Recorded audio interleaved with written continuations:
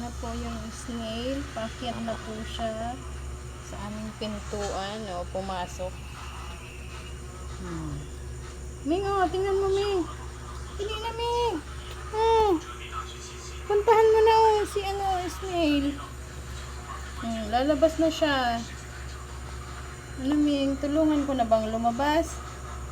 Kasi, pagbukas ko po, nandito siya sa pintuan, oh. Nakadikit. Ayan. Tulungan ko na nga. Ilipat ko na. Ilipat ko na tong snail na to. Saan ko kaya siya hahawakan? Ayan, okay. Snail. Pababa na, oh. Ayan. Ilipat ko na po yung snail dito sa labas.